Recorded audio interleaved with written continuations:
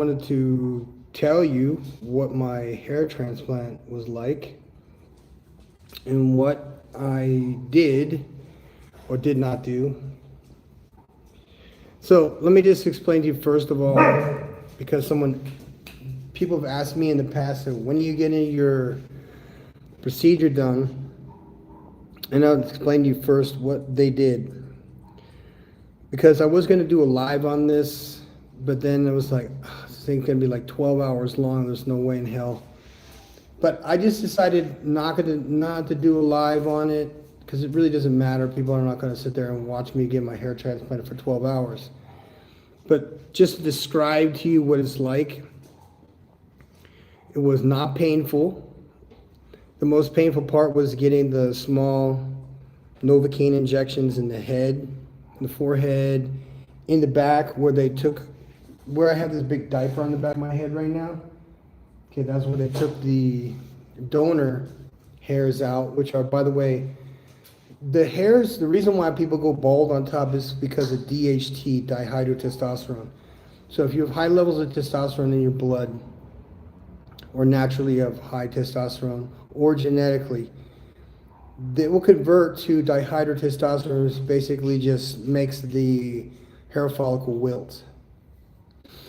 And so I had the donor area here. I had like 4,500 hairs taken out of my head with this like small, which kind of looked like a drill, like a Dremel tool.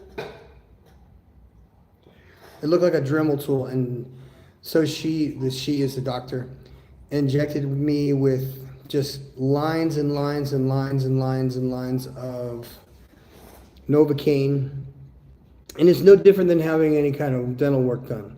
Same stuff, no like hardcore, painkillers, nothing like that was required at all. At first I was like, oh, it's time now. I've been paying on this thing for months to get it done. Finally got the appointment. Went in at 8 o'clock in the morning, left about 5 in the afternoon. So the first thing they did was they just injected me with all of the this teeny tiny little, maybe 2 millimeter syringe needles, and just went shot, all the way through my head. The back part was first. And then went and took out all these and put them in this tray with this gel fluid or whatever it was. And you have to do this lying down. So I had my face down in this like massage table. It was at a weird angle too. Plus I had just, injured both of these shoulders. So I had to like lay down in a weird angle. So I'm like feeling the pain in my shoulders, and my whole back was at like this ramp, like laying like this the whole time. So I like hyperextended my back the whole time. Then after they took them all out, gave me like 40 minutes to eat something, which fortunately, because I'm always doing meal prep and all this stuff, I had food with me. So I had like just a basic amount of food and like a granola bar or something like that. And they made me take 2 antibiotics, gave me a shot of anti-inflammatory in the ass cheek, and then I laid down, and then this is where it actually felt painful, because where she had checked me with Novocaine in the back, I felt nothing with those coming out, nothing. Now going in, that was a different story, because they took all the hairs from the back here all the way around the back side, because those are basically bulletproof hairs. They're not susceptible to DHT conversion. So all of these hairs on the back of your head, they won't fall out because they are resistant to DHT. So she took out all of the hairs from the back here, all the way back here, all the way up to my ears. So I'll never have to worry about getting a haircut. As far as like being high and tight, I'll be good. Then, as she was working on, after the break, went in an additional 3 hours and started to do the implants. Like I said, it's like a little Dremel tool to take them out, and then to put them in. I'm not sure because my face was face down into this like massage table thing where you have a little donut, you put your face in there, and it felt like at first it's like hypodermic needles putting them in. So she's got these microscope glasses on and everything, putting them in.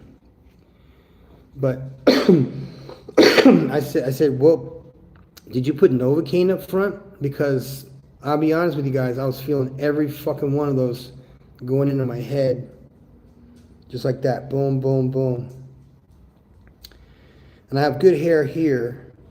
So when she was filling in all this right here. These are all little transplants from the back. The most was in the back up here. And these were additional. So I had the front and the back done. And it's 48,000 pesos, which is about 2,400 US dollars. Not real complicated. Not really. It used to be very expensive to get this procedure done a long time ago. Probably triple that. These are called hair plugs or whatever. Now this like Turkish method, people go to Turkey and get this procedure done, and it's probably about 4,000 or 5,000. And that's where you get a flight, and you fly to Turkey and you stay in a hotel, an all-inclusive hotel, and then they have a chauffeur, pick you up and drop you off at the clinics and stuff like that. Then they jack you up with pills and muscle relaxers and all this. I didn't do any of that stuff. But the procedure itself, like the first part of it, when they were taking the hairs out, was about 2 hours, realistically. Got there 8. We started the procedure about 9. That's when they actually started taking the hairs out. But prior to that, they were doing all the Novocaine injections and telling me what to expect. And, I didn't have a whole lot of blood. I didn't have all the swelling. Some people really got like mushroom heads getting it done. I had none of that.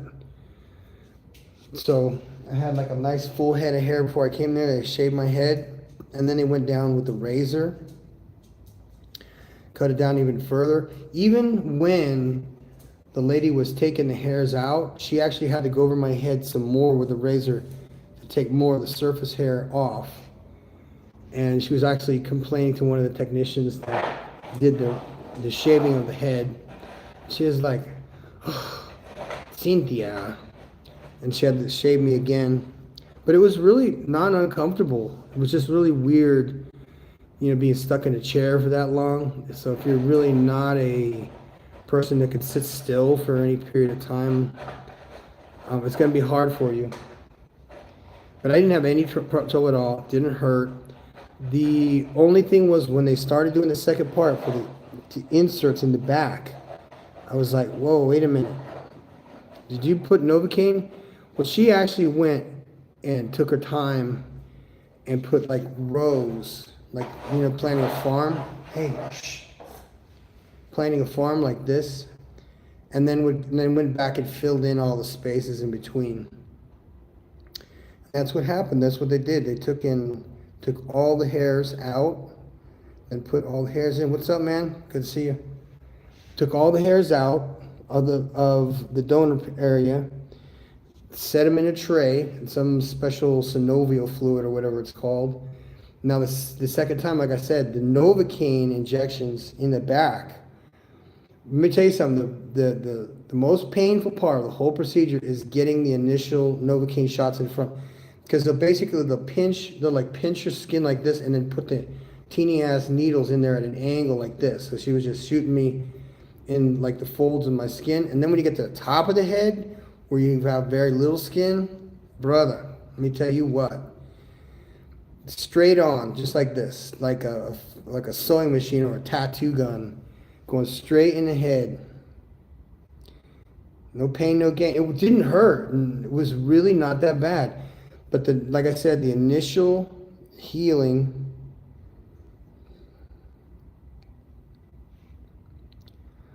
Well, what is it that I had for food?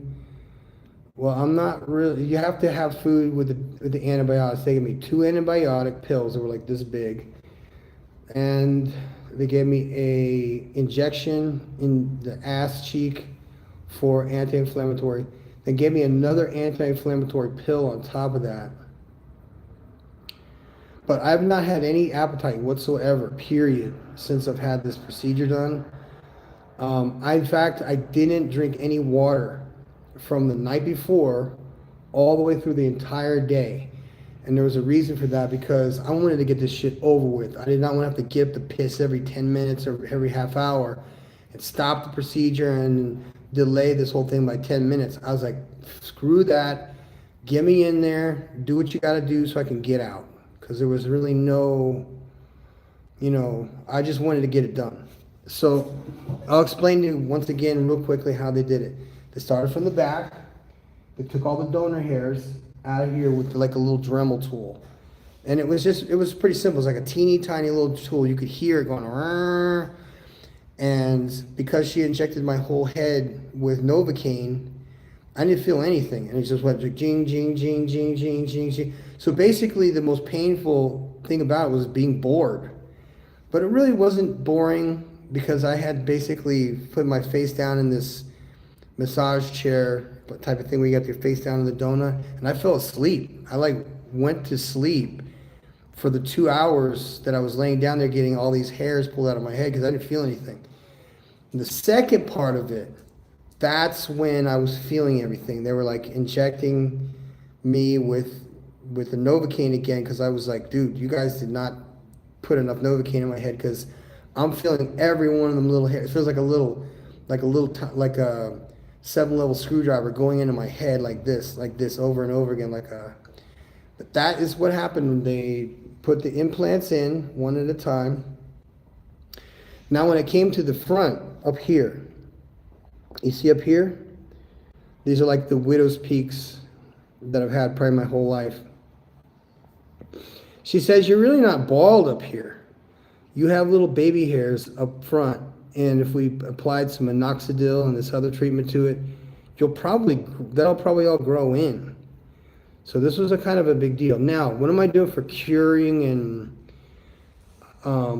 I have a combination. I have this stuff that's called GKU-CU, and it's a copper peptide that is for healing. And I ordered it literally a week ago, and I didn't get indication that, I don't have an address where I live. I live out in the country in the middle of nowhere. And so I have to go to a certain place to pick up my mail. And the copper peptide that's used for healing when you have a hair transplant or any kind of injuries whatsoever. You've probably heard of the Wolverine stack, which is like TB500 and BPC 157. And then you add the copper to it, so you heal like this. You heal real fast. And not only did I not have a whole lot of pain, but it went quickly. I was surprised at how quick, because these doctors are good. The ones that do the Turkish method with the robot and all that stuff, they just take each hair out, and they put them into this tray of stuff. And they've got 2 nurses. One of them was a paramedic from the local municipality, so it was kind of cool knowing that. And she didn't miss. Her other friend was a goofball, her other technician. But the doctor was on point.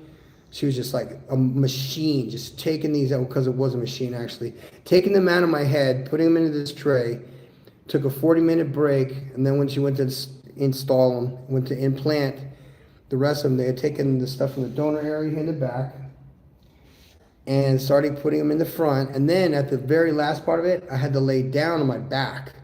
Now remember something, I'm 235 pounds right now. So I'm laying face down on this chair with the donut on the face. I'm laying face down, and both of my arms, I have two injured shoulders right now. And I'm having to lay down like this and then having to lay down like this. And the whole bed is shaped like this. My face is face down in this thing. If I didn't fall asleep, I was gonna go crazy. I had deliberately stayed up really late and gotten up at 4:30. Normally I get up at 4 anyway. And then we went transport from here to the next town over and took an Uber from there. Boom, we were there in time early and started procedure at 8 o'clock. And then we were out of there by 5 o'clock. We were back home by 7. So it was a long, long day. Now, how did I feel after the fact? Because you have to be really careful because these hairs, if they, like you hit something, like I hit my head on the handle of the Uber, but because we went over like this hole or some shit, and it gashed me right in the implant. So I'm probably gonna have like a little gash on the top of my head where I hit that shit. But the rest of it, flawless. I was like worried people were gonna hit me with their bags, you know, because we took a bus to go from here to there. Got there, did the extraction, took a break. I felt fine, and I'm gonna tell you something. The pain was minimal, unless you have a problem with needles. Probably the only part of this whole procedure that hurt at all, if you're a pussy, was the Novocaine needles, and they're like, okay, let me show you a insulin needle because I use these for growth hormone. Okay, now I don't know if you could see that. That is a big ass 13 millimeter needle for growth hormone or whatever. These needles she was using was almost invisible. The size of them was literally like 2 millimeters, teeny tiny little things. And what she was doing was like, if you could just get an example here. Let's say this is the front of my head here. She would take and put use my skin, actually it was the back of my head, and go at an angle like this. So she was just like planting carrots or whatever. Going in at an angle just like this, all the way down, all the way across, until my whole head was numb. I mean numb. I didn't feel anything at all. The best part, which I thought was the worst, was going to be the worst, was the front. Because now I had to like lay on my side, but no, I had to put my head like this. So if you can imagine laying your head just like this for an hour per side as they're doing whatever they were doing here. But bro, I did not feel a damn thing. The whole front. Now this was the best part because I got to turn around finally at the ass end of the operation. She had a movie, she had like Netflix going on, like watched 2 full films. These idiots, they're really smart, intelligent people. They're really professional. Are watching movies or listening to movies the entire time I'm getting operated on. The 2 technicians are sitting there just like glued to Netflix, and they were all chick flicks. Every movie they watched, because there was 3 women, were just pure chick flicks. And I'm like, I wanted to make comments about how delusional the star was, and I'm like, you know what? I don't want them to stop. I don't want them to talk. I just want to get this over with, because it just sitting still in a chair for that many hours is the hardest part about getting a hair transplant. It's not the pain. It's not going all this stuff. It's literally just sitting in a chair, face down, for hours and hours. And I swear to you guys, if I hadn't fallen asleep, I was going to go stir crazy, because I can't sit still. My face down, face plant into this donut thing, and I was just like drooling. When I woke up after the first phase and before I went to the break, I looked down, and my whole, like, my mouth was like, I was like a mouth breather during the whole thing. My lip was on the cushion, and she's taking her arm like this and like pressing down on my head while she's taking the donor hairs out of my head, like pressing really hard on my head, like pressing my head down like this and taking the hairs out. But I didn't feel anything. The only thing was the uncomfortability of having your head at an angle like this for an hour and then flipping to this side and pulling those out for an hour. Holy crap. Plus, both of my arms are all screwed up. I'm 235 pounds right now in the off season, and I'm still gaining weight to 250 for next year's competitions. And let me tell you something. Did I have ice cream? Did I have ice cream? I didn't have any ice cream. No, I basically fasted. The only thing I had was a nice, wonderful, wonderful sandwich. I normally don't eat sandwiches of bread or anything, but they gave me this just, it was like a ham, really thick, like smoked ham with some kind of a ground ham thing and actual real mozzarella cheese. Because everything here, by the way, I'm not in the country. There are cows and all this organic food and stuff. And the panini bread, that's what it was. A big panini, big old panini bread sandwich that I got during the halftime. And it was delicious because I hadn't eaten it. Like I said, I fasted the entire night. No water, no nothing, because personally, I don't like having to get up and go piss 27 times. Especially I'm trying to get this over with, because the operation supposedly lasts 12 hours. And I got there at 8 a.m., actually before 8 a.m., started the procedure at 9, all the way till noon, took a 40-minute break, then went in for the second half, which is the front. Because they did the first half, you'll see here, they did back part first, and they just took all the hairs out. Those are all the donor hairs. Then went to implant these on the very top, which is, if you've ever seen any of my videos, I have developed a bald patch, so I look like one of the monks from the old days. Just that round patch on the back up there, the chrome dome. And I was like, yeah, I'm gonna get this shit done. But let me tell you guys, if you haven't thought about it, and if you want to get a hair transplant, it is not a big deal. You do not have to fly to Turkey to get this done. Yeah, they charge like $20,000 in Los Angeles. That is bullshit. You get it done for about 1/10 of the cost here in Mexico, or you can get it done in Colombia, or you can get it done in Panama, or you can get it done in Costa Rica. It's a fraction of the cost. The process is exactly the same. It's the Turkish method, if you call it that. And all these doctors go to the school where the Turkish doctors are the ones teaching the process, because it's a machine they use that looks just like a little Dremel tool. And they numb your head up, and they use a little Dremel tool, and they use like these super magnifying glasses that they just sit there and just take them out of your head, put them into this fluid. Now, putting them into your head, I still don't know what that was about. I don't know what the process was. But it was interesting because it felt like the two technicians were handing off syringes. She was like doing one injection, handing off, getting another one. She did another injection, handing off another, and another, another, until it was 4,500 hairs installed on the back of my head. I have no idea how many that were done up here, up front, but it was a lot less. But another thing too, if you have enough hair on your head, the donor area, because I have very light hair. I want you guys know that I'm not a hairy guy. I have blonde hairs. I don't have black hairs. I don't look like a gorilla. So the hairs that they were taking out, because I could see the picture, they do this little microscope imaging on you to check you out first, because they have to measure how many hairs are within a centimeter. And those are going to be your donor hairs.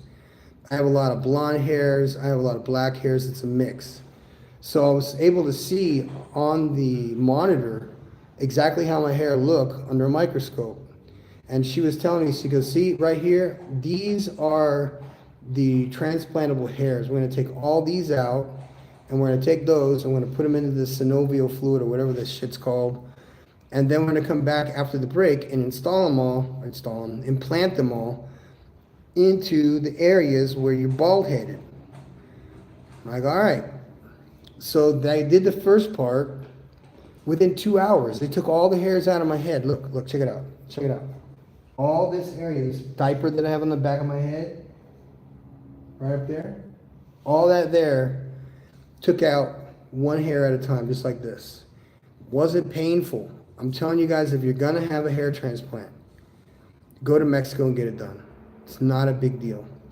Does not hurt. You've seen guys come, from Turkey. They have like a mushroom head from all the inflammation. None of that. And they shot me in the ass cheek with anti-inflammatory. They gave me 2 big ass horse pills of antibiotics. And I just did it. Went down in it. They Novocaine my head just like you would get any dental work done whatsoever. It's the same shit. But like I said, the most painful part was those little bitty ass needles, those little insulin needles going in your head at an angle like this. What was kind of weird though, because when they implant them, it gives like a crunch sound to it, because they're basically shoving your hair down into these holes. It's like a Dremel tool. They push these things down into your head like this, and give it a little quarter turn, and then they move on to the next one. And it was neat because I live on a farm. You guys know I live out in the middle of the country, in the middle of nowhere, and I'm right here in front of 55 acres of corn. Huge property here. By the way, it's not mine, doesn't belong to me. 55 acres of middle of nowhere planting corn. And I watch them plant corn. Sometimes I watch them plant, when they're planting garlic, they just go one per in the line, straight line, just like this.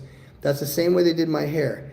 They had like a graph on top of my head. They took a little marker and did this like design on top of my head and made little lines like this, little dots, and said we're going to go from here to here, here to here, here to here. And they basically put in these graphs all the way down like this, all the way down until the whole area was gridded in like this. So it's all proportional and congruent. And then went in and did all the little filler hairs in between. I swear to you guys, I thought I just felt like they were putting it all in the same place, all in the same place. Fell asleep, and next thing you know, she's on the back corner of my head.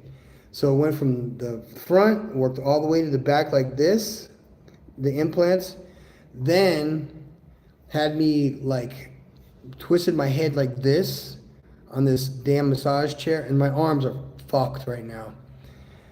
Especially at this size and this weight that I am right now. I'm not used to being this heavy and haven't been this heavy for a few years since I was competing in IFBB in Colombia. Just not used to being this big. And my arms are so big, and they have to have the monitor on you the whole time, the heart monitor and the thing. Now what's awesome, and if you guys don't know much about heart monitoring, things like that, I'd always had a big concern from all the damage I have to my lungs for over the years of fires, and I hurt myself pretty bad in the 90s. And I had very, very low kidney function, very low. I had a lot of damage to my kidneys. And so when they put the oxygen monitor on my finger, the first time I asked her, I was like, what does my oxygen sensor say? She's like 96. I'm like, wow. Because if you guys remember, I was hurt so bad that at one point that my oxygen was down in the 80s, which is not good. Meaning I couldn't walk up a set of stairs because my lungs were so damaged. So I got rid of a ton of the inflammation in my whole body for over the past few years. When she put that monitor on me, it showed a 16-point improvement in lung capacity, VO2 max, how much more oxygen my lungs produce through my kidneys and so on. And then after the break, I said, hey, what's my oxygen level now? She says 95. So at the very end of the operation, which by the way, started at 8 a.m., ended at 5 p.m. At 5 p.m., I said, what's my oxygen level now? She goes, it's 97, which is huge, especially when I was back at 80 years ago when I had all this lung damage and I was all screwed up. So that was a positive thing. But the thing about it is they put this stupid heart monitor when they put the cuff on you to monitor your blood pressure the whole time. My arms are so big that the Velcro kept ripping off. So she had to like take two Velcro straps to put on my arms. So during the operation, they could monitor my blood pressure, which by the way was fine. The only thing I think that if you're really like sensitive to sounds and you have like sensory overload, you need to be like calm during this whole thing, because if you're moving around and if you're wiggling around and stuff, they're going to probably have a hard time taking the hairs out and putting them in. So anyway, I'm laying down there, and like I said, I have my face down in this pillow, this donut face thing, face down into this thing while they're taking these hairs out. I have the heart monitor, the heart monitor on my finger, the oxygen sensor, and the blood pressure cuff on me the whole time, and I can hear my heartbeat. Not me, but the sensor beep beep beep beep beep beep beep beep to hear like the rhythm of my heart. So it's like, wow, I'm listening to my heart for like the first time in years, when it used to be all over the place, when I had all kinds of health problems. Now I don't have these health problems. Now I'm good. Now I'm like actually internally, the health markers, my health markers are greater than they've ever been. And I'm talking about in years. So just to recap, to tell you guys all the things I've done so far this year, I've had most of the cauliflower ear and both of my ears taken out, drained out. I had all of my teeth replaced with veneers. And just so you guys know, these veneers in Los Angeles are $30,000. I didn't pay anywhere near that. I paid $150 per tooth, and it was a process of 4 weeks. So if you're thinking about coming down to Mexico and just like, oh, I'm gonna go get veneers done, well, you need to know there's porcelain veneers and then there's resin veneers. Resin veneers you can get done like this. They shave your teeth down so they look like pointy teeth and have huge gaps between them. And they glue the veneers onto your teeth like caps. I would not recommend the resin ones, and I wouldn't go crazy white, because if you don't want your teeth to look like chiclets, you want to go with a natural color. Like you can see, this is not a super white color. Even though I could have gotten a white color, I'm not interested in doing that. What am I going to do next is I have cataracts in my eyes. So come to find out that they have cataract laser surgery. But I also, because I've destroyed my eyes over the years of reading on a phone, you guys we're destroying our eyes with these screens, is because of blue light, and it just causes like fogginess to cover my eyes and so on. So I can't see at night. It looks like dog shit at night. Could barely drive. And it's all from aging. Ever since age 40, and cell phones became like, we were all addicted to our cell phones, staring at screens all the time. Plus I was a YouTuber in Colombia for all those years. I was always staring at a screen. Plus I was doing bodybuilding, so I was totally obsessed with myself at the time, and vain and everything else. So I was always staring at a screen, and my eyes just slowly started to degenerate. Now they have drops. Now, they don't have this in the United States yet, but they have drops that will dissolve cataracts. So you don't even need to have laser surgery done on cataracts anymore.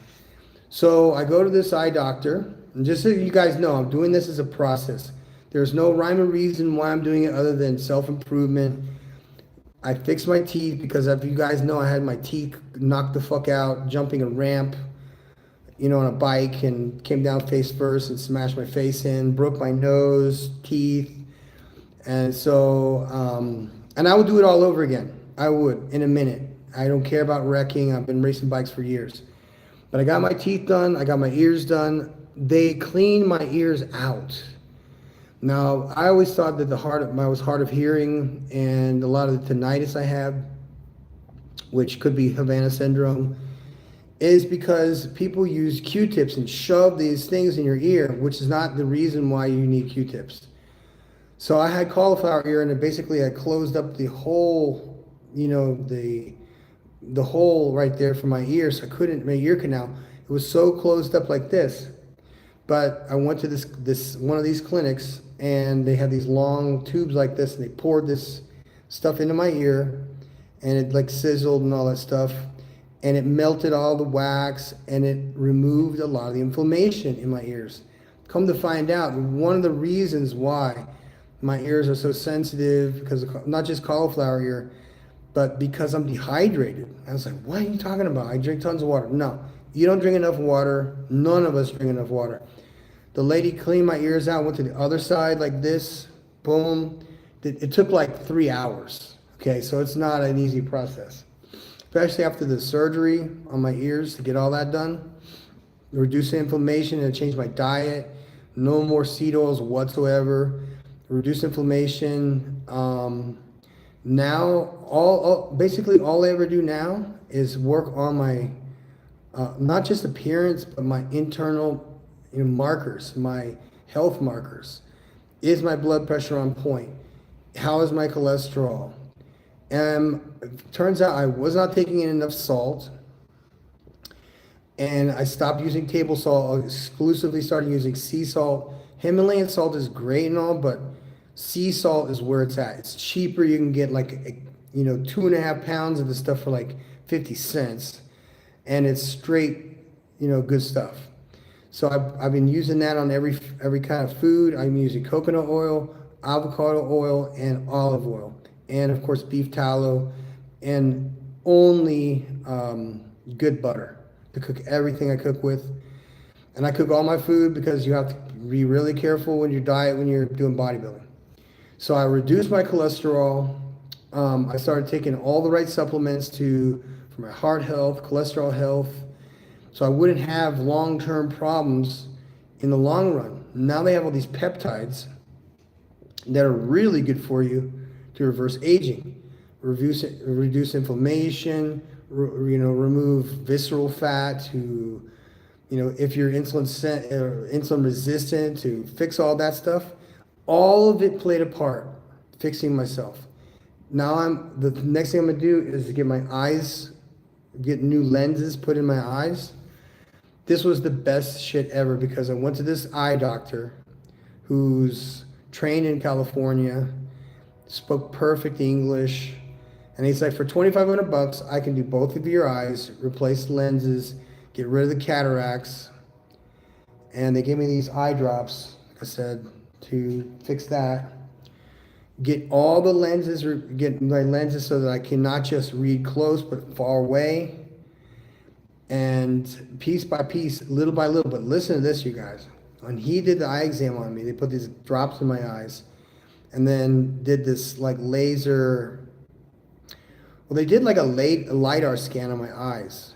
They did it like a whole cornea, like laser type of scan on my eyes to look for any whatever damage is on. One of them is fucked up, the other is not, and it's my shooting eye. It's not my non-shooting eye. So that's the one that needs to have the lens replaced. But I said, no, why don't we go ahead and replace both of them? So I have both. This guy puts a set of glasses onto my eyes, no joke. I'm able to read super small letters or far away. And I was like, wow. He goes, that's what these new lenses are going to do for your eyes. So now, right now, I'm not really concerned about my body weight, body fat. I'm doing a health phase this entire month. We're only going to do cardio at the gym. All my blood markers are normal. I'm going to get more and more tests done at the end of the month just to check me out. My kidneys are in good shape. My liver's in good shape. Intestines are in good shape. Probiotics all the way. Diet's changed. And so the other thing was the copper peptide. The copper peptide, the TB500, the BPP 157 is the Wolverine stack for my shoulders.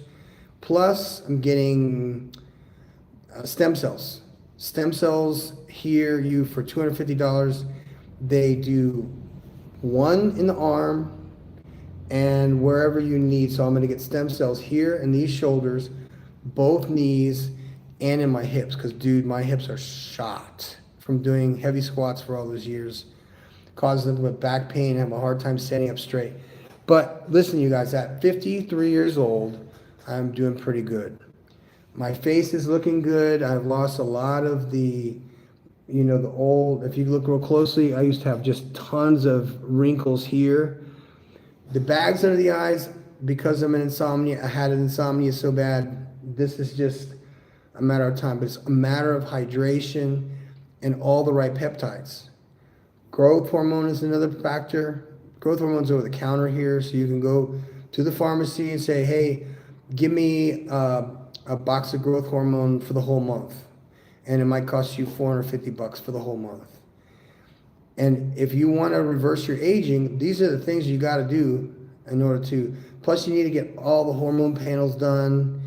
You can go to a TRT clinic, but you can just go to the pharmacy and there's a doctor there and you say, hey, I want to get all my hormones checked out. They will check them out for you, get the blood test done, schedule everything for you. So you go to laboratories in the morning, test your IGF-1 levels, test your E2 levels, your estrogen levels, so you're not screwing yourself up.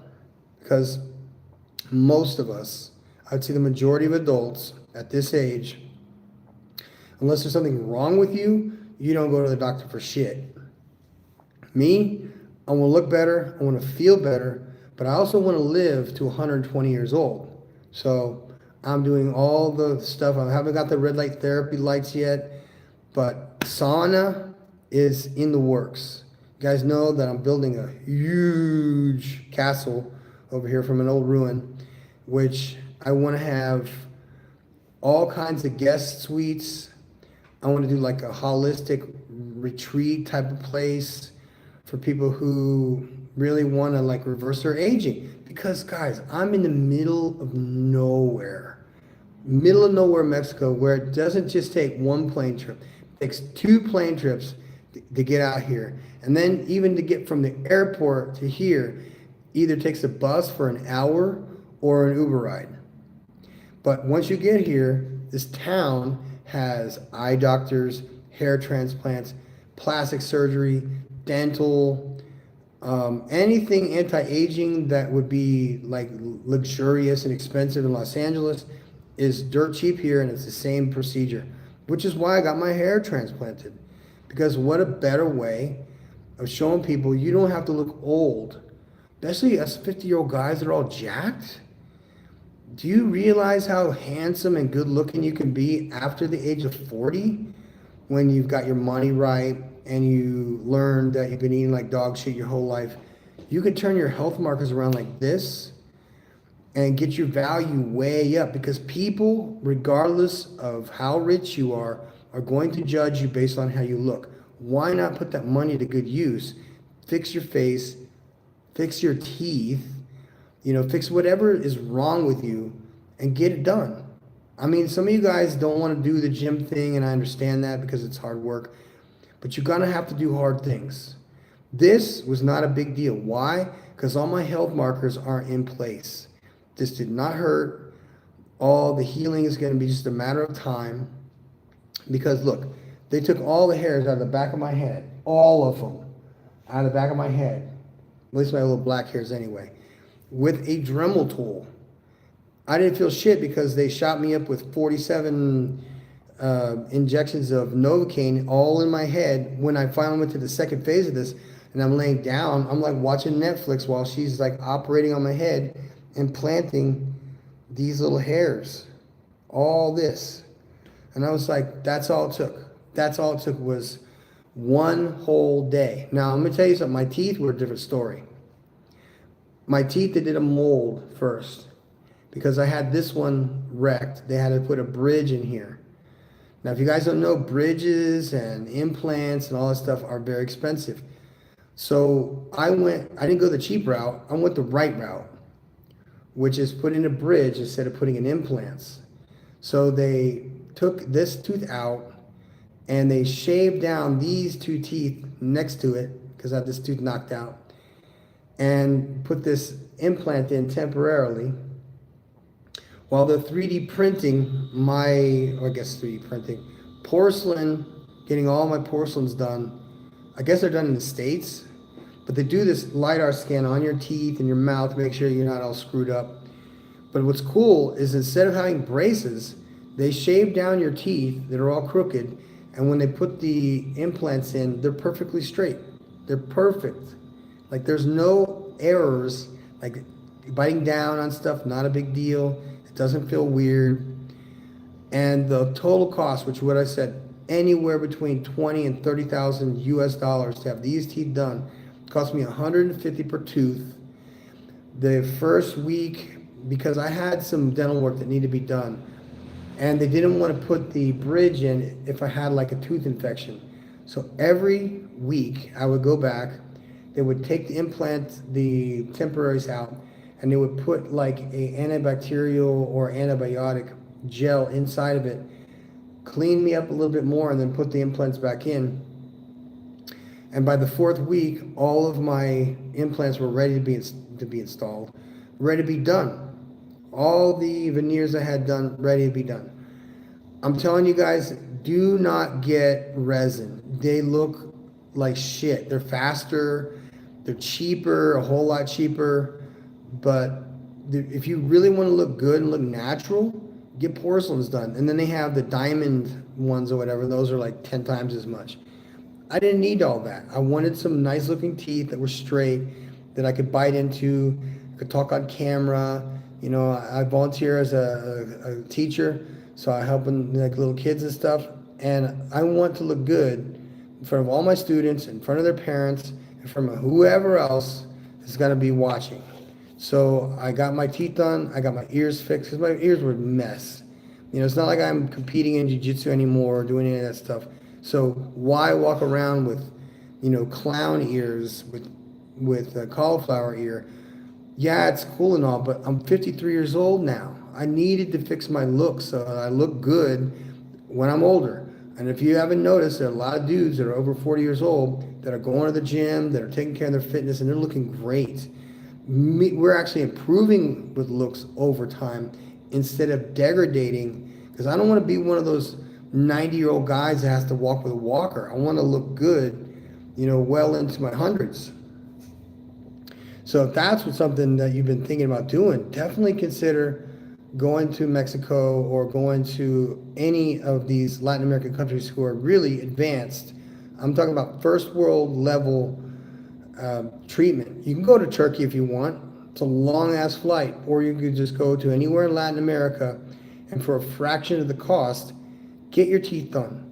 You know, for me, getting my ears done was huge because, you know, I have tinnitus already, ringing in the ears. I believe it's Havana syndrome, but it's another story. But getting my cauliflower ear cut down, drained out of my ears so I don't have these like Bozo the Clown ears, you know, Dumbo ears for the next 40 years, and I look terrible. And cleaning them out for the first time in who knows how long, then getting all my teeth done, and now the hair transplant. Now I'm scheduled in January to have eye surgery to get both lenses replaced. Then in February, I'm going to Baja California to ibogaine therapy.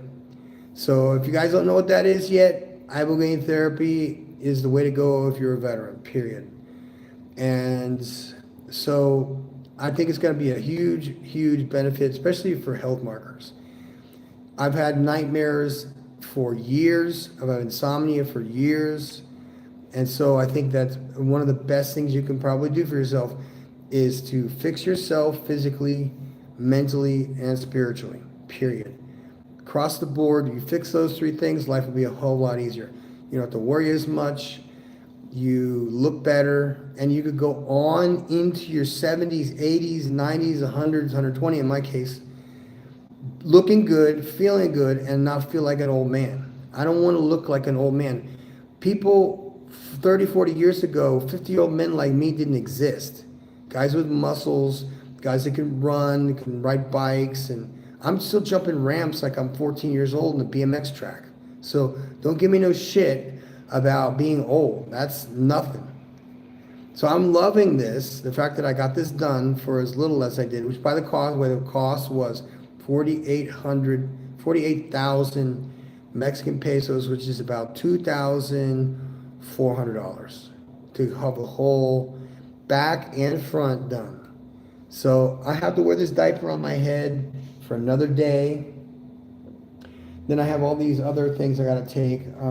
This antibiotic. I have to spray this saline stuff on my head. There's a special shampoo that you have to use. But meanwhile, I'm loading myself down with D3, with vitamin C, with the copper peptides. Basically, the only time I'm eating is because I have to have these stupid antibiotics. So I'm fasting basically between doses of antibiotics, which is 12 hours. So I'm going for 12 hours without food, have a little bit of food, take my antibiotics, go another 12 hours without food, take my antibiotics, go another 12 hours without food. Now, when I'm finished with the antibiotics, I'm going to go whole. They say that it takes 10 days to recover from this physically. No gym, just chill out, take it easy, take care of your head, put your antibacterial, antifungal, the antibiotic creams on your head and take your antibiotics and just chill out. Don't sleep. That's the fucking part I hate most, because you have to sleep at a 45-degree angle and you have to sleep like a neck pillow like this. So basically I'm sleeping sitting up the whole time. Sitting up, sleeping like this.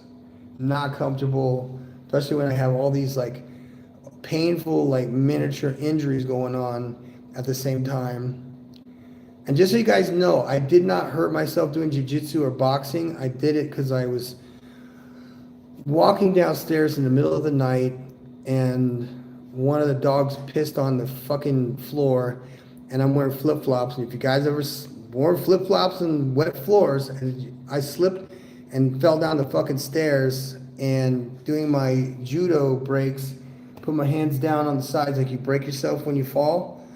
And both the weight, I'm 235 pounds, so I have 235 pounds I'm not used to breaking on like this. And both of my shoulders ate the weight of my whole body. So when I fell down the stairs, like, oh man, it felt like, I know I had injured myself, but I didn't realize just how much I injured myself. And doing physical therapy is necessary. I hurt myself many, many times. Point where I couldn't lift my shoulder, my arm up over my head like this. So right now I'm doing dry needling, which is painful as shit. And they're doing on both shoulders, they're doing dry needling, and they're doing like a shock therapy, which is like a tinge unit type of thing. Deep tissue. I had like a nerve damage and 3 impacted discs in my neck. So we're talking about years and years of injuries from fucking, danger, doing dumb stuff to myself. So getting these small fixes done, absolutely essential. If you really want to get your hair done, you can go to Mexico City. They have gazillion clinics. They're right next door. There is a dental clinic, and then there is aesthetics clinic, and then there's a hair clinic. Everywhere on every corner in Mexico City. You can look it up. You want to go to the gringo tourist area that has the nice Airbnbs.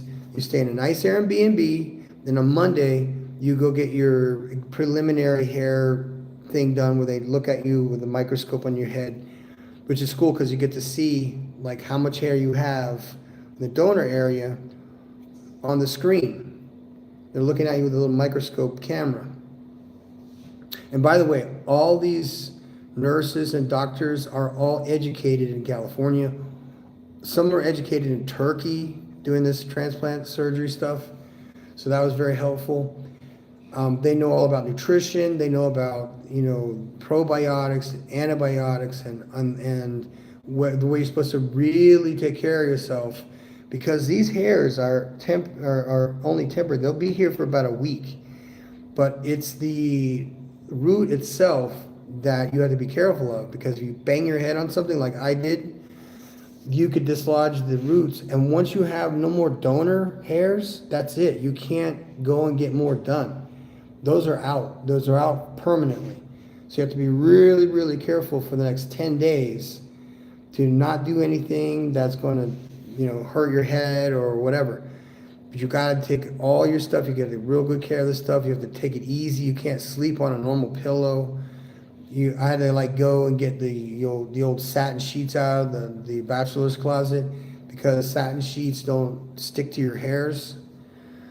So those are the basics of that. But you can go to Mexico City and you can get your hair done 1 week, get your teeth done maybe in another week, get your eyes laser surgery. By the way, the laser surgery for the eyes is $1,500 for both eyes. And I have cataracts in my eyes, so they get rid of cataracts, and they're going to replace the lenses in the eyes itself. So big deal for me because I've not been able to read. I've not been able to see very good at night because it's aging. It's what it is. It's aging. And if you're a man and you want to age gracefully and awesome and actually improve in looks and in your eyes and my hearing is better now because I had most of the cauliflower ear drained out of my ears, and I also had my ears cleaned. So there's all these new peptides that you can use that are going to fix the problem, and you can get it done for a fraction of the cost. I'm not saying that you can't go to Europe and get it done, you can't go to Turkey and but why?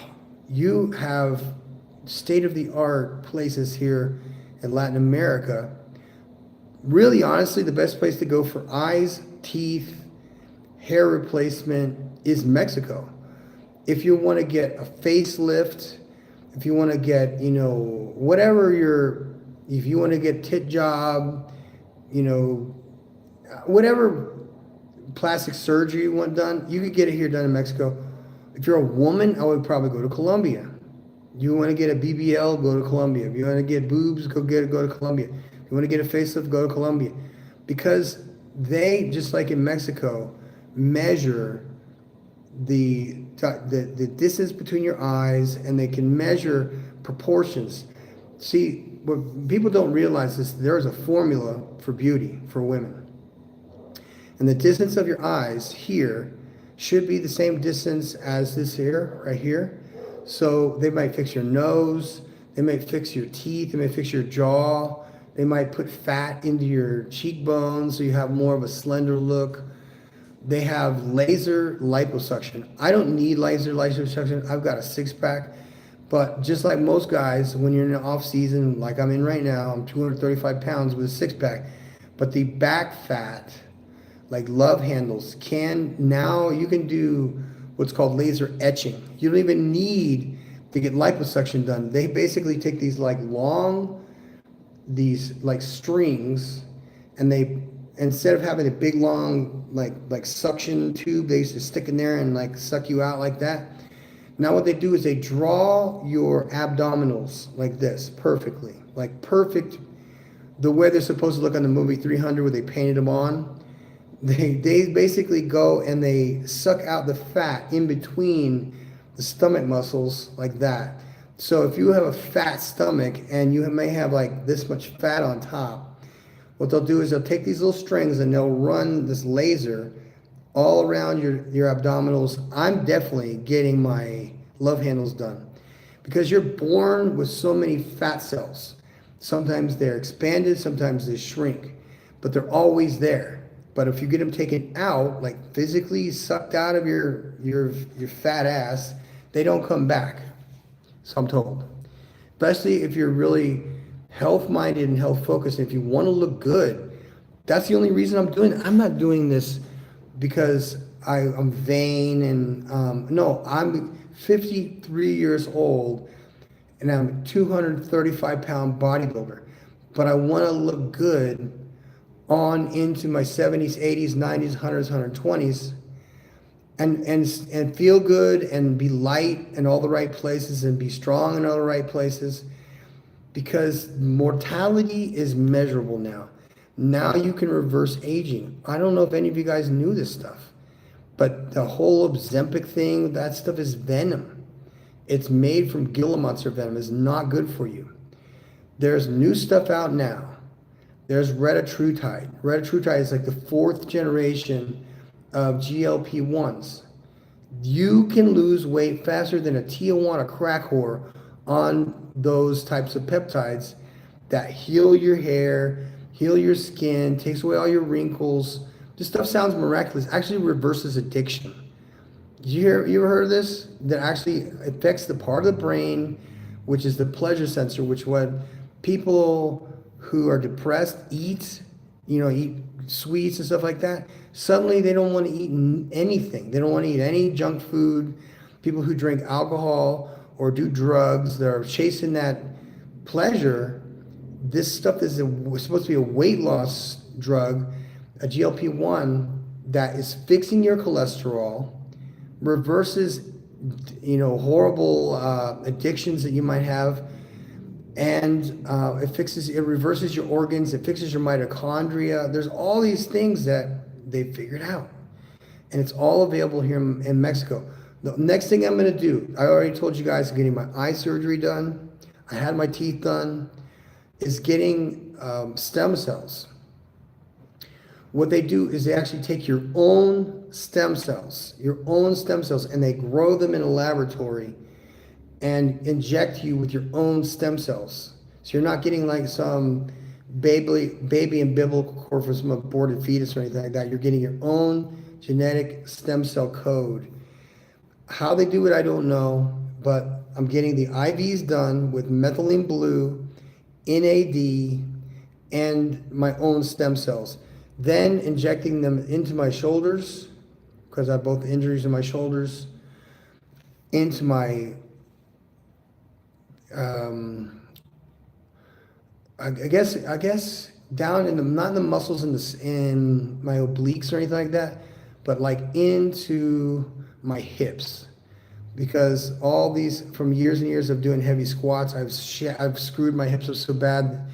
When I had the LiDAR scan done on me, I have like impacted shoulders from boxing, and then I have missing collagen and all kinds of shit down here. But if you get stem cells, both through IV and in a direct injection, within 6 weeks, you're like a newborn baby all over again.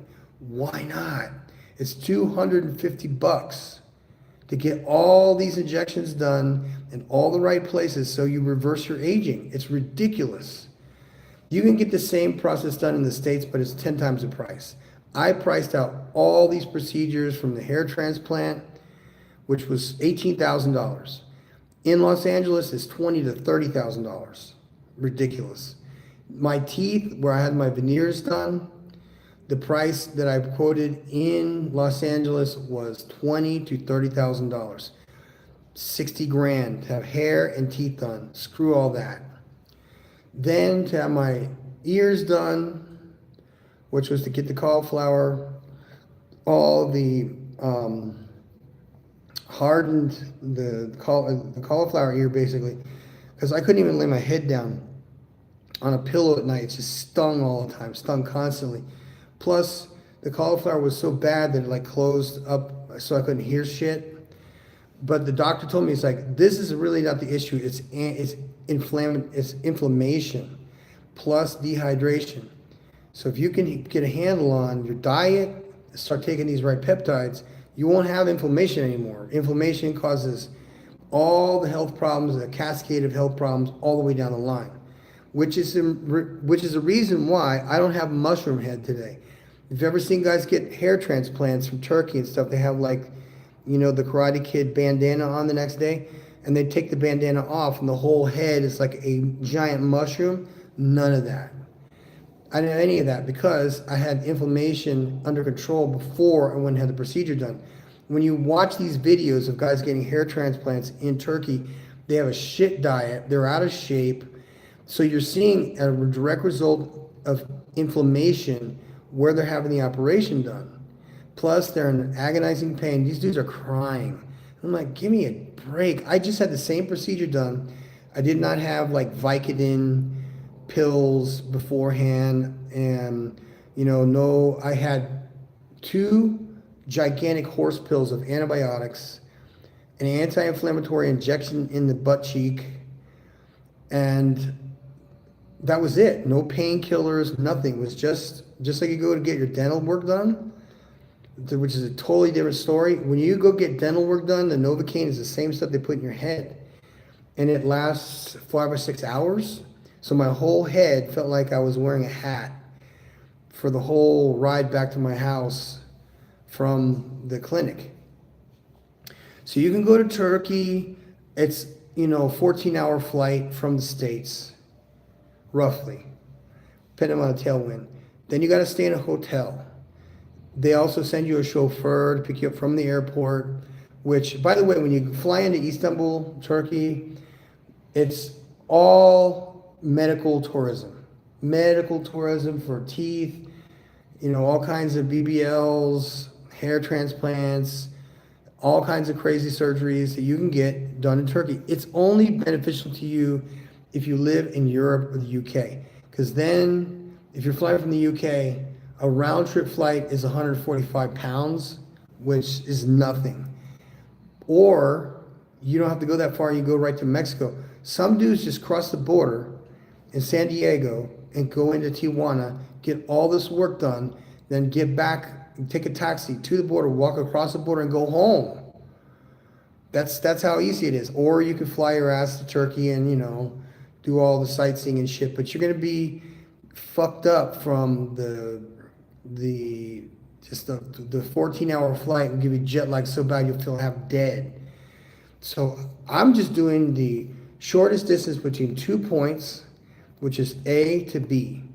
I did not want to waste time. I knew it was the procedure going to take all day long, so every minute counted for me, which is why I fasted the whole night, which is why I didn't drink any water the whole night.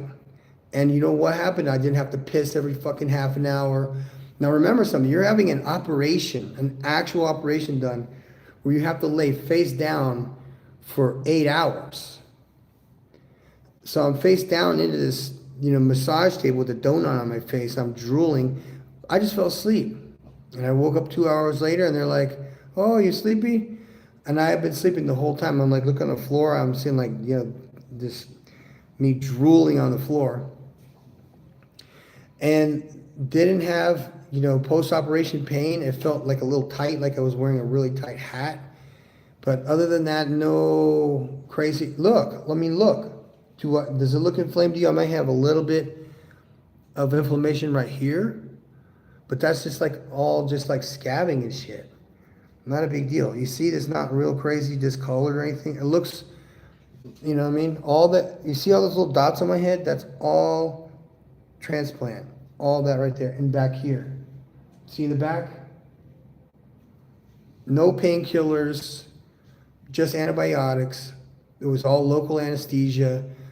I'm telling you guys, if you think that it's going to be miserable, then it's going to be miserable. I don't know why, but I feel like I have developed patience and I've been able to sit still for long periods of time. And I'm not talking about super spiritual meditation or anything like that. I'm talking about just being able to have patience long enough to sit in place and hold still. I did initially have a little bit of freakouts because I realized it's already too late. There's no turning back now. But I also had skin in the game because I have been paying for this surgery for 6 months. So every month I would make a payment. And then in November, I made my last payment and the doctor scheduled the appointment for yesterday.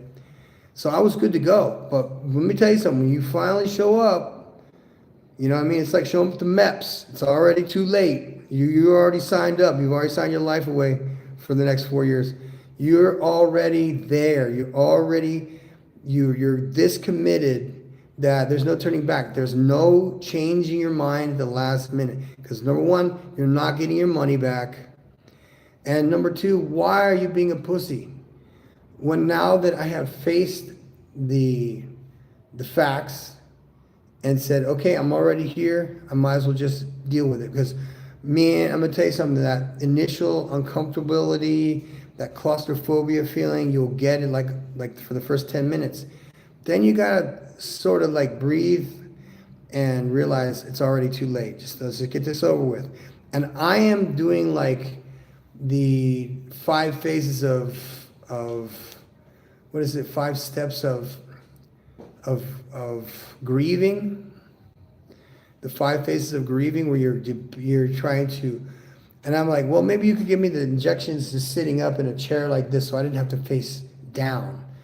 She was like, no, no, no, we need you to lay down because the lights are right on top of you, and they have to look at you with this little microscope thing on your face, and then they have to inject you in rows until your head finally does, finally falls asleep. And then they take a Dremel tool to the back of your head and yank out all the little hairs, the donation hairs. Which, by the way, I had 4,500 hairs, the donor hairs. You can get, if you have more hair, you can get more hair.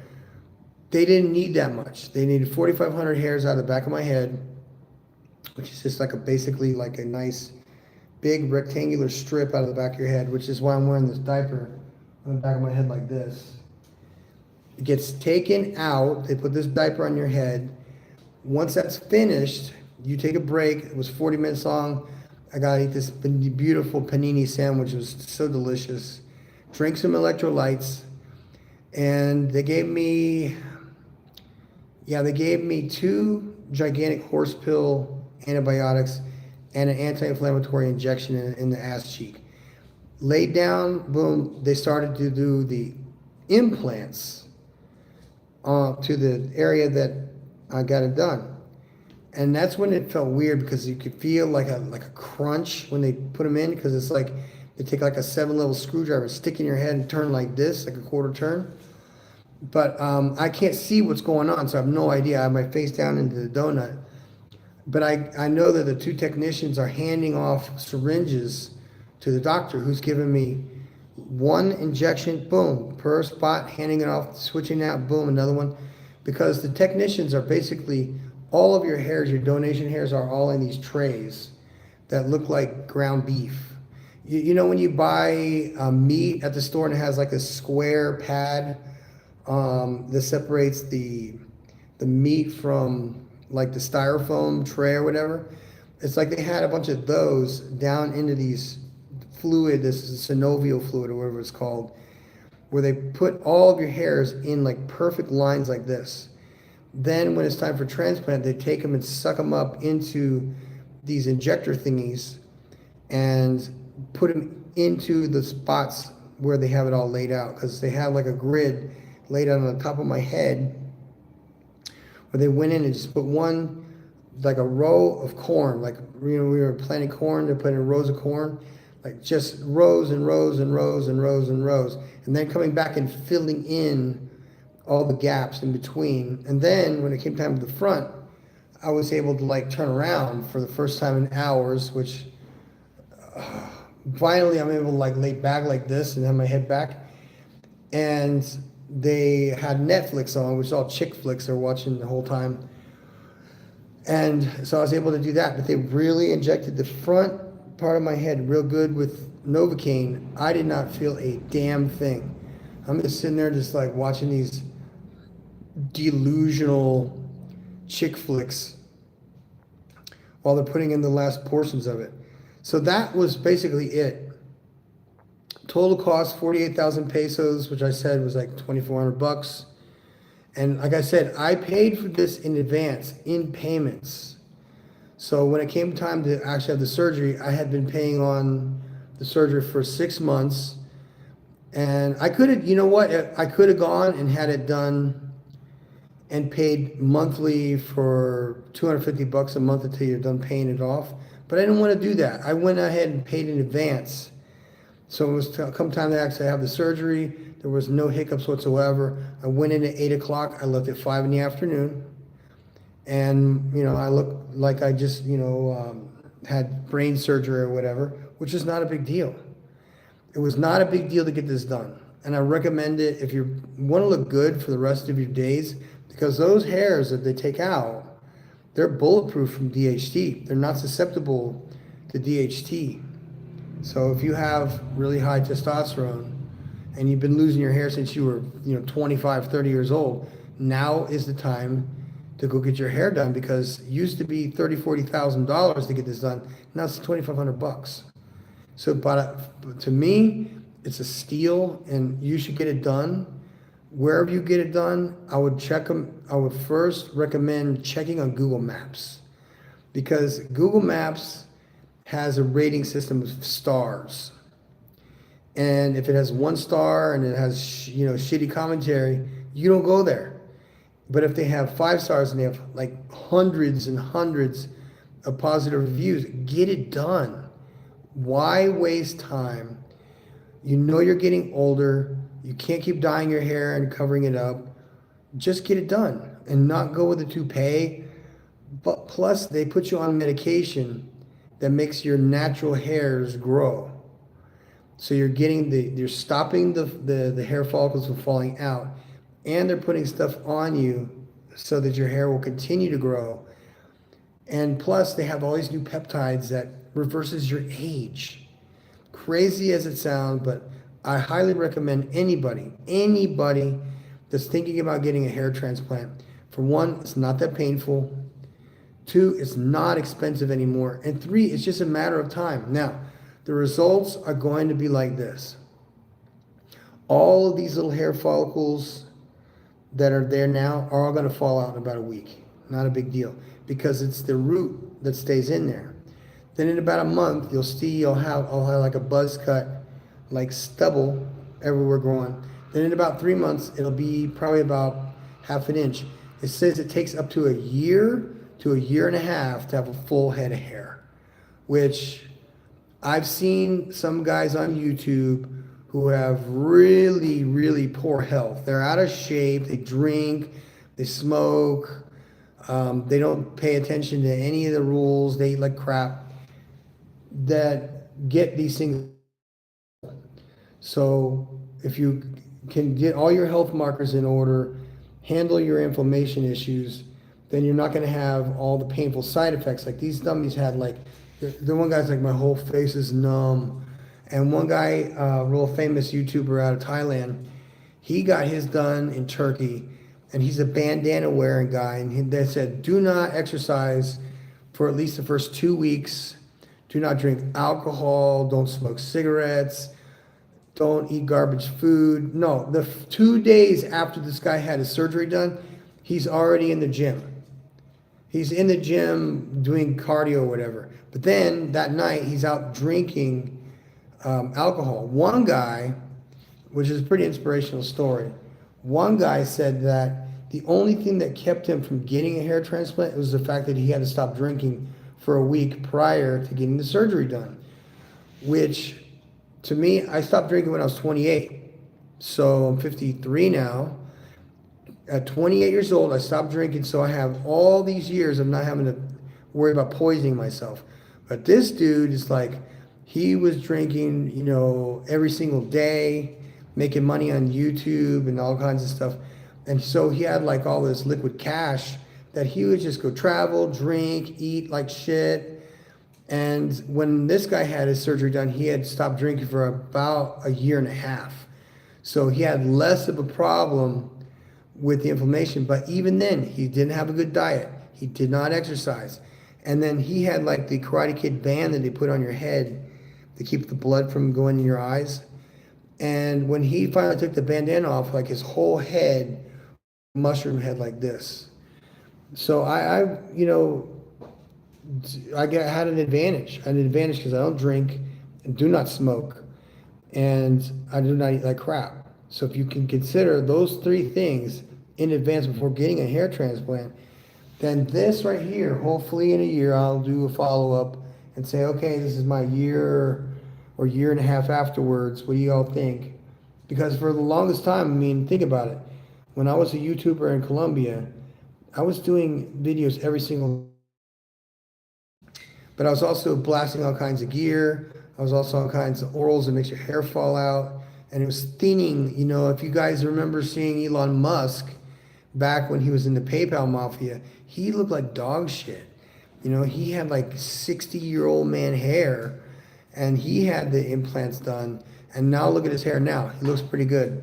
So I was like, why the hell not? I'm going to go do the same thing. If you have the money and you have the drive to get this done, it's a great goal to set for yourself. I'm fixing my eyes, fixing my ears, my hearing will be better.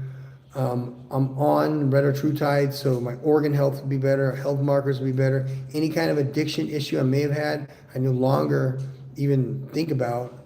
So it's just a matter of prioritizing what's important to you. This one guy, he had to quit drinking. And that was the only thing holding him back from getting a hair transplant.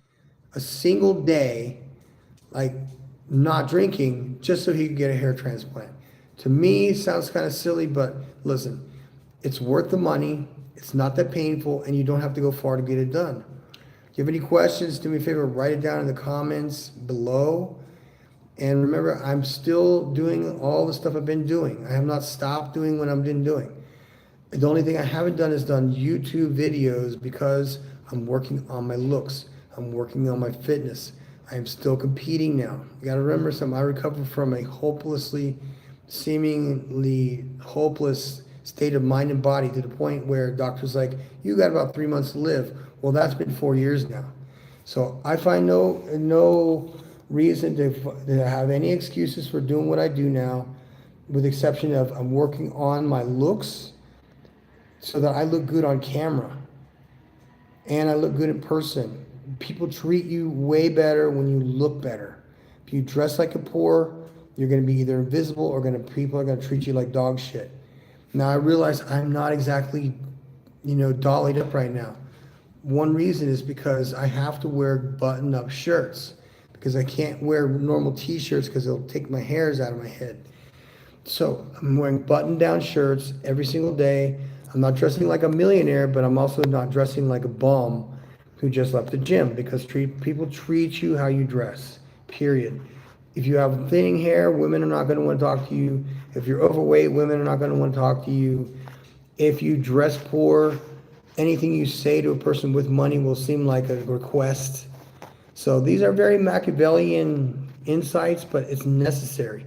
To be a top quality, as Kevin Samuels would say, a high value man means to dress high value. Dress like you want to be treated. Get your body in shape to the way you really want to be treated. Because you guys remember when I lost all that weight, we're talking over 100 pounds. People treated me like shit. They thought I was on drugs. Thought I was, screwed up in the head or whatever. And then after I went and had my final diagnosis, and I got the medicine to fix it all, which was fenbendazole and ivermectin, and along with all these other the supplements I've had to take for the past 4 years, I recuperated. I recovered from this shit. I should be DEAD in the ground right now, but I'm not. And y'all didn't know that about me, but I was sick for a very long time, and now I'm not. So I'm getting all the things done that I said I should have done years ago, but I never did. And it's not because of money. It's because I so overly obsess about wasting time that I sometimes have failure to launch. Sometimes I have these fear of the smallest details not being in place in order to make progress, which is not a good place to be. Well, anyway, guys, I appreciate you sitting and listening to me for an hour and a half, talking about the hair replacement surgery that I had in Mexico. Highly recommend it. If you have any questions after this point, do me a favor and just write in the comments, because I'm going to be doing more and more lives as we do progress reports on my hair. In the meantime, if you could, take a look at my videos that are on YouTube. You'll see that I train children down here in Mexico. Half of those children are orphans. Yes, both mother and father were murdered by bad people down here. And so half of my students are orphans. And the only thing I can tell you is that if you really want to contribute, I do not accept money, but I do accept equipment.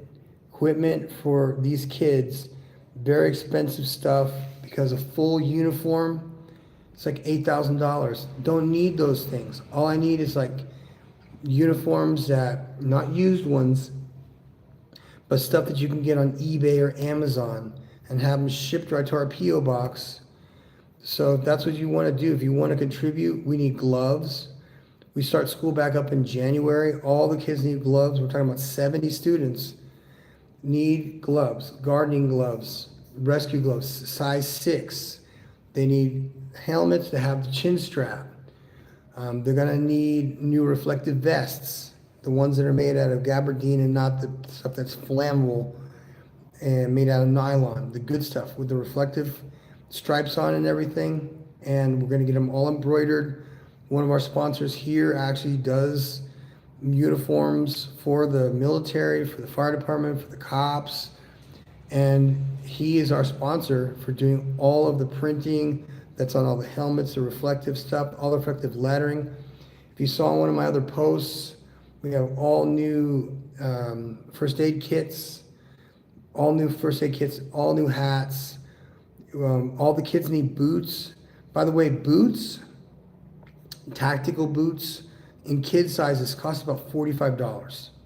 $45. And they're like Nike tennis shoes on the inside, but they're actually tactical leather boots. Very, very cheap. You can buy them. I'll tell you what size the kids are, and you can get them and ship them down here from Amazon or eBay, however you want to do it.